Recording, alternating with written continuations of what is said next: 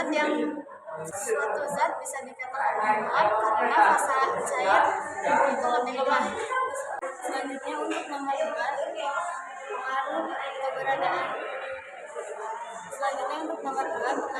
Keberadaan zat volatil pada larutan. Keberadaan zat volatil pada larutan menyebabkan penurunan tekanan uap larutan. Ini terjadi karena adanya zat volatil menghalangi beberapa molekul pelarut untuk menguap, sehingga jumlah molekul yang berkontribusi pada tekanan uap larutan hanya sedikit. Akibatnya tekanan uap larutan lebih rendah dari pelarut murninya. 4, yaitu persamaan hukum yaitu P larutan sama dengan X pelarut dikali P derajat pelarut,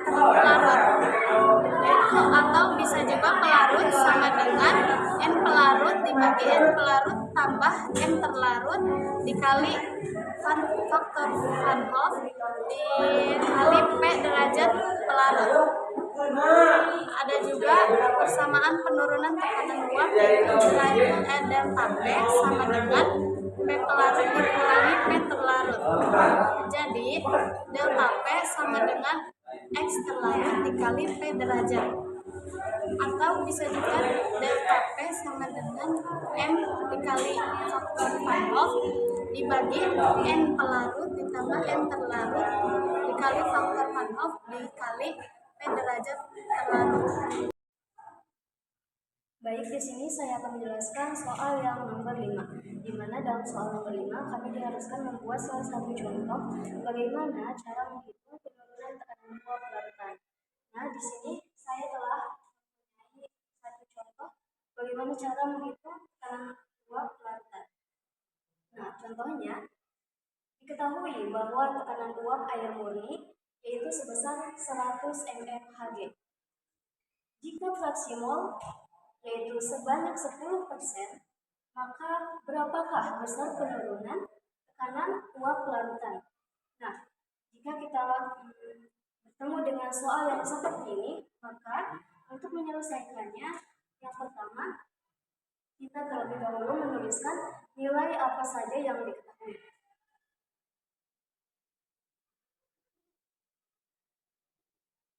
Nah, karena tadi telah diketahui bahwa tekanan uap air murni yaitu sebesar 100 mmHg, sehingga kita bisa menuliskannya P derajat sama dengan 100 mmHg.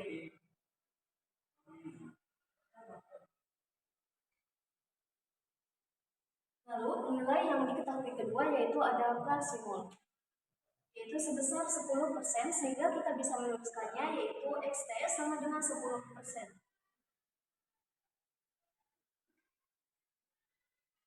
Nah, dari 10% ini kita bagi dengan 100, sehingga kita bisa menghasilkan 0,1. Nah, setelah kita menuliskan nilai-nilai yang telah diketahui, kita juga bisa menuliskan apa yang ditanyakan pada soal di sini. Jadi yang ditanyakan di sini yaitu besar penurunan tekanan uap, sehingga bisa kita tuliskan delta P. Nah, setelah itu kita bisa memasukkannya ke dalam persamaan penurunan tekanan uap.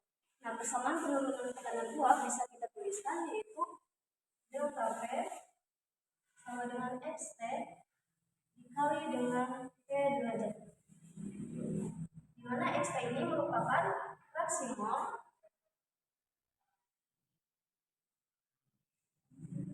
dan P derajat ini merupakan tekanan uap.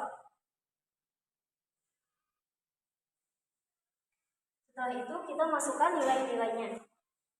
Nah, XT di sini yaitu tadi 0,1 dikalikan dengan P derajat yaitu 100 mmHg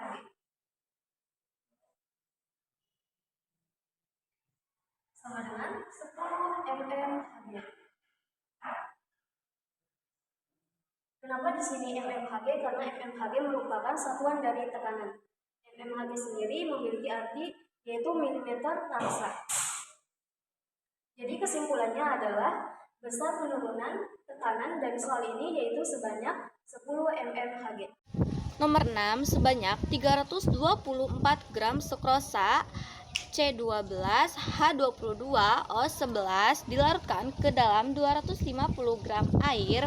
ARC sama dengan 12, ARH sama dengan 1, ARO sama dengan 16.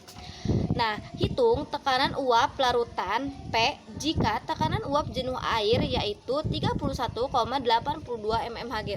Sebelumnya kita cari dulu massa relatifnya. Kita akan mencari massa relatif sukrosa. Jadi 12 dikali 12 ditambah 1 dikali 22 ditambah 16 dikali 11 sama dengan 144 ditambah 22 ditambah 176 sama dengan 342 mol. Untuk terus kita harus mencari massa relatif air. Massa relatif air yaitu H2O. Jadi 2 dikali 1 ditambah 16 dikali 1 sama dengan 2 ditambah 16 sama dengan 18 mol.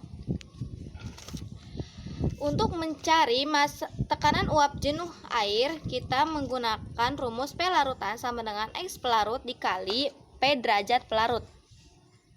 Diketahui massa zat terlarut yaitu 324 gram dan massa zat pelarutnya yaitu 250 gram dan P derajatnya yaitu 31,82 mmHg. Sebelum kita mencari tekanan uap larutan, kita harus mencari mol terlarut terlebih dahulu. Jadi mol terlarut dan mol pelarut dan juga fraksi molnya. Jadi mol terlarut sama dengan massa dibagi dengan massa relatif. Jadi 324 gram dibagi 342 gram per mol sama dengan 0,94 mol. Dan mol pelarut sama dengan 250 gram dibagi 18 gram per mol sama dengan 13,8 mol. Untuk itu kita harus mencari fraksi mol pelarut. Jadi 13,8 XP sama dengan 13,8 mol dibagi 0,94 mol ditambah 13,8 mol sama dengan 13,8 mol dibagi 17,74 mol sama dengan 0,934. Selanjutnya kita akan mencari tekanan uap larutan.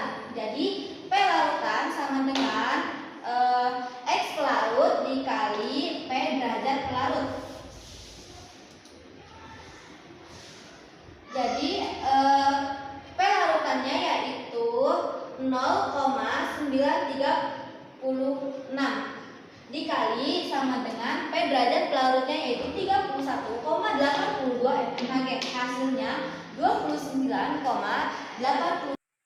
Untuk soal nomor 7, fraksi mol larutan urea adalah 0,1 tekanan uap jenuh air murni pada suhu 20 derajat Celcius sebesar 18 mmHg.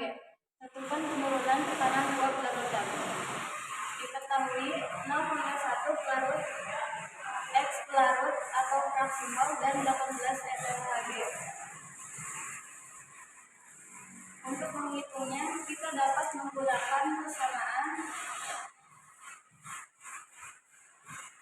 delta P sama dengan X terlarut dikali dengan tekanan uap larut murni atau bisa disebut P derajat.